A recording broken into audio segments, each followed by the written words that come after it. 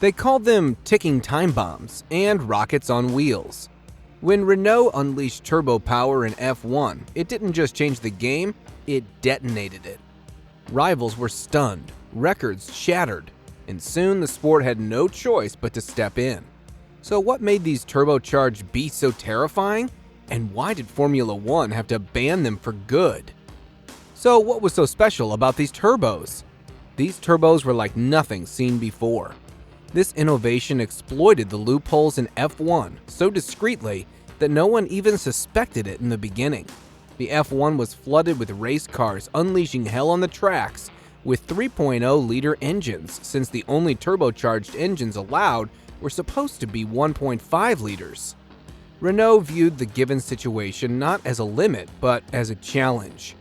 If they could produce the same amount of power as the 3.0-liter, not only would the team gain a competitive advantage, but it would even dominate the entire scene. This was the birth of F1's failure. On paper, Renault's vision sounded simple: squeeze mind-blowing power out of a tiny engine using turbochargers. But in reality, it was anything but simple. What they were attempting had never been done at this scale before. They weren't just building an engine, they were trying to rewrite the physics of the sport. So why was it so essential to make turbos? The oil crisis was getting a lot of attention globally, and all businesses were under a lot of pressure to cut down their emissions and improve efficiency. Considering the state of world politics, the engineers at Renault decided to take a closer look at turbos. They believed that the 1.5-liter turbocharged engine can generate power equal to 3.0-liter engines, but with a much lighter body. However, this was not the only reason Renault was so determined to make these engines. Well, in the 70s, Renault wasn't really on top of the charts anywhere. This wasn't just a bad look for the brand, but it was also a question mark on the presence of France in the automobile industry. Renault was backed by the state of France and was expected to represent the country on the global stage. Yet, it wasn't very successful in doing so. By producing such a monster, Renault wanted to challenge the British engines that were dominating racing at the time. The engineers began researching using thermodynamic models. Taking all aspects of the new engine into account, they carefully proceeded to the next step: calculating the power output, the chances of detonation, thermal loads, and turbo lags. The configuration was a V6 engine with a 90-degree bank angle. The beast was loaded with 6 cylinders made from aluminum alloy arranged in a V-shape to keep the powerhouse as compact as possible. The 90-degree angle was not new for Renault. It was only a matter of time before they integrated it into the new face of innovation. The compact design was the perfect fit for an F1 chassis. It provided a good balance between power and weight, and it made room for a turbo system to be added. What else did they need? They used a robust water jacket to tackle the extreme temperatures the engine was likely going to reach. A double overhead cam was applied for efficient air cooling. Both the crankshaft and the connecting rod were constructed using forged steel, which made the machine significantly lighter while simultaneously improving the engine's efficiency. Chambers were hemispherical to propagate flames effectively. The central spark plug was perfectly positioned for combustion. Lower static compression ratios were used to avoid the chances of detonation during the boost.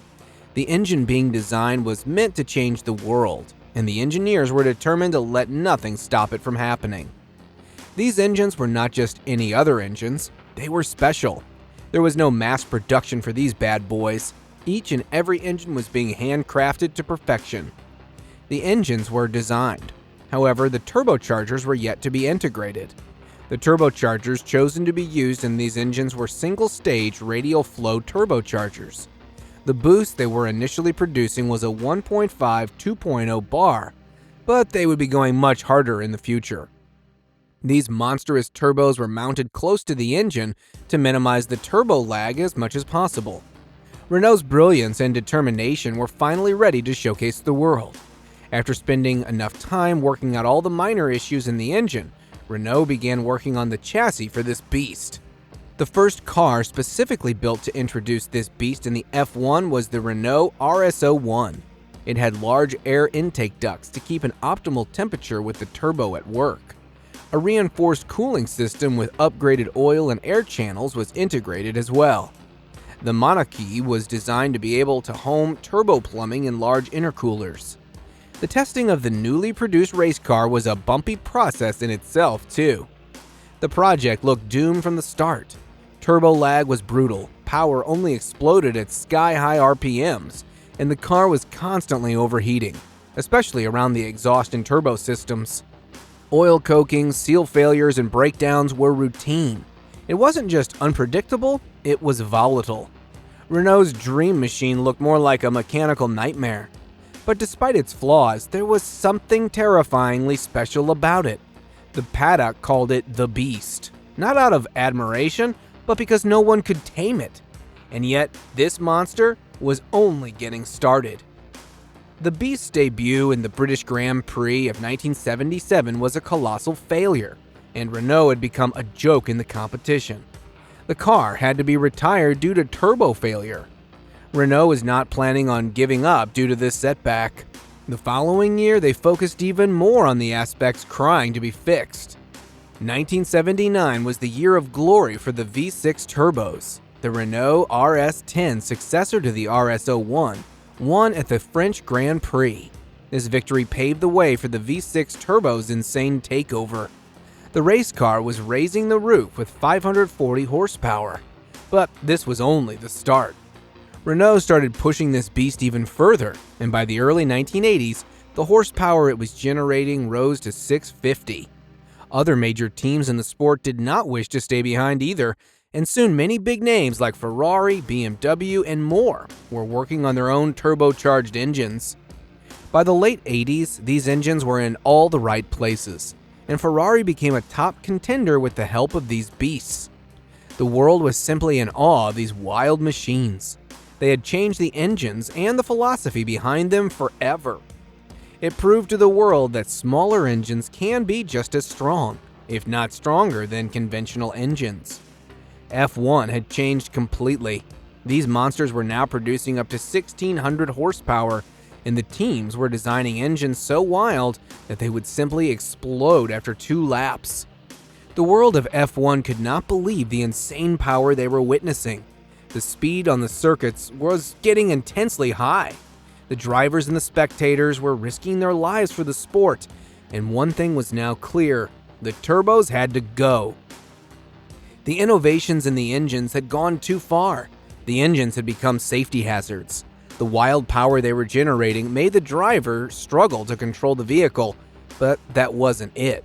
The engines were becoming too expensive for the teams. The engines were being used for an average of 1 to 2 laps, and teams were spending tens of millions of dollars on just the engines every year. The bigger teams could adjust to these new cost standards, but the smaller teams couldn't keep up. The explosions had started becoming the new norm. Engine failures were common, often followed by dramatic blasts and fires. What at first caught the attention of the FIA was the extensive spending on the fuel. The FIA believed that capping fuel consumption could control these beasts. To put this theory into practice, the FIA began placing restrictions on fuel tanks and later on refueling. When the fuel restrictions didn't work as expected, the next target for restrictions was boosts. FIA began capping boosts at 4.0 bar, but they later had to lower it to 2.5. The cars were useless with these rules in place. They were heavy and less effective compared to the newer NA engines that were coming up in the market. After this, there was only one thing left to do. In 1989, the FIA decided to put the final nail in the coffin, and the V6 turbo engines were finally fully banned from F1. But you can't take something so great down so easily. Turbos soon made a comeback, but this time it's with a twist. The engines are now much safer than their ancestors, who made the sport a battlefield for the drivers and the spectators. While the new generation of hybrid turbocharged engines is not as wild as these monsters from olden days, they are way more effective. They generate higher horsepower. They rev at 15,000 RPM, which is just not something you saw back then. Yet no matter how much better these engines are, the beasts from the past are still loved way more than these engines will ever be. Those engines were pure innovation and determination, And while the modern engines can match or even surpass their performance, they will never be able to replace them in the hearts of the fans. So could these juggernauts return to the big stage in their purest form? Well, the short answer is no. But many believe there still might be hope. Even though the unsustainable and wild nature of these engines make them a massive problem in today's world, the fans and the drivers have been asking for the sport to become more raw, driver-focused, and aggressive. It may seem unrealistic, but among the fans of the sport, hope is still alive. These beasts laid the principles and the pillars for the following generations. Without these engines, the F1 would not be the sport it is today. But what do you think? Will the V6 turbos come back? More importantly, should they come back? The V6 turbo engines are a legend in these times, and their story was one of a kind. For more stories like these, subscribe to our channel. Let us know your thoughts on these beasts in the comments below. See you soon!